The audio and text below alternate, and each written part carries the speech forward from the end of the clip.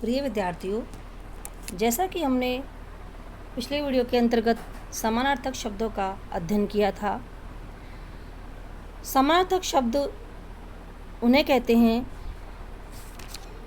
जो मोटे रूप में समान अर्थ वाले से प्रतीत होते हैं, किंतु उनमें अर्थ की इतनी सूक्ष्म भिन्नता होती है कि वे अलग अलग संदर्भों ही प्रयुक्त होते हैं।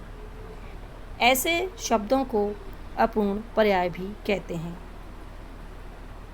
भाषा के अध्येता के लिए यह आवश्यक है कि वह शब्दों को उनके उपयुक्त अर्थ के साथ समझे और उनका सही प्रयोग करे।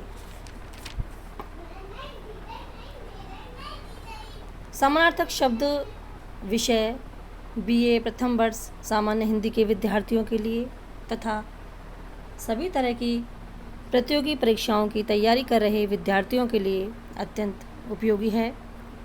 मैं अंजना शर्मा, सहायक आचार्य हिंदी, MSG कॉलेज भरतपुर। आगे के समानार्थक शब्द इस प्रकार से हैं। भलाई, किसी व्यक्ति के हित का कार्य भलाई कहलाता है। अध्यक्ष, अंग्रेजी में इसे प्रेसिडेंट कहते हैं, अर्थात किसी संस्था का प्रधान अध्यक्ष कहलाता है। सभापति, अध्यक्ष से ही मिलता जुलता जो शब्द है वो है सभापति। किसी बैठक अथवा सभा का प्रधान सभापति होता है। जैसे उदाहरण के लिए, आज की बैठक में अकादमी के अध्यक्ष के ना आ सकने के कारण वरिष्ठतम सदस्य को सभापति मनोनीत कर कार्यवाही संपन्न की गई। अधिवेशन, अधिवेशन होता है किसी संस्था का बड़ा सम्मेलन, और अधिवेशन से ही मिलता जुलता जो शब्द है वो है बैठक।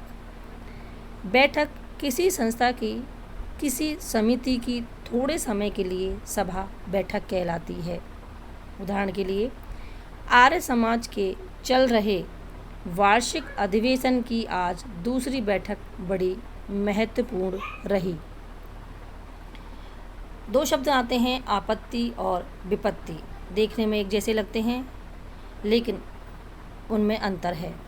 आपत्ति, अचानक आया संकट आपत्ति कहलाता है जिसके निवारण का प्रयत्न किया जा सकता है, यानी आपत्ति वह है जिसका निवारण संभव है। विपत्ति, भारी आपत्ति, प्राकृतिक आपदा जिससे बचने का सहज उपाय ना हो वह विपत्ति कहलाता है। आदि और व्याधि, दो शब्द हैं। आदि, मस्तिष्क संबंधी जो बीमारी है जैसे बेचैनी, ये हुई आदि। और व्याधि, शारीरिक कोई भी बीमारी व्याधि कहलाती है। अनिवार्य, जिसका निवारण ना किया जा सके या जिसके होने की बाध्यता हो। जैसे कॉलेज में प्रवेश लेने के लिए 36% अंक अनिवार्य है। अनिवार्य से ही मिलता जुलता जो शब्द है वह है आवश्यक। आवश्यक का अर्थ है जरूरी। यदि बेरोजगारी दूर करनी है तो कम पूंजी के उद्योगों को प्रोत्साहन देना आवश्यक है। दो शब्द हैं अनुरोध और प्रार्थना, लेकिन दोनों में अंतर है। अनुरोध, किसी कार्य को करने का प्रार्थना युक्त आग्रह अनुरोध कहलाता है। प्रार्थना, अपने से बड़ों को किसी कार्य को करने का निवेदन प्रार्थना होता है। आग्रह, कार्य करवाने के लिए अधिकार भाव से किया गया कार्य आग्रह होता है, जैसे थोड़ी जिद के साथ निवेदन करना भी कहते हैं। अस्त्र, फेंक कर चलाए जाने वाले हथियार अस्त्र कहलाते हैं, जैसे तीर, बर्छी और गोला, ये सब अस्त्र की श्रेणी में आते हैं। शस्त्र, हाथ में रखकर चलाए जाने वाले हथियार जैसे तलवार, यह शस्त्र की श्रेणी में आते हैं। अवस्था, जीवन, शरीर अथवा पदार्थ की कोई स्थिति या बीमार की अवस्था कैसी है, यह आजकल उनकी अवस्था अच्छी है। आयु, जीवन की पूरी अवधि आयु कहलाती है, जैसे आपकी आयु क्या है।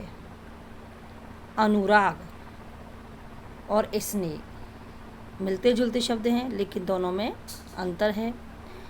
अनुराग का अर्थ होता है वस्तुओं के प्रति लगाव, जैसे उसका अपने घर के चीज़ों पर बहुत अनुराग है। स्नेह, बड़ों का छोटों के प्रति प्रेम स्नेह कहलाता है।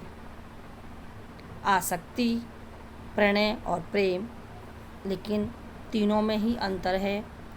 आसक्ति, किसी के प्रति विशेष मोह आसक्ति होती है, जैसे उसकी रुपए में बहुत ही आसक्ति है या उसे रुपए से बहुत आसक्ति रखता है।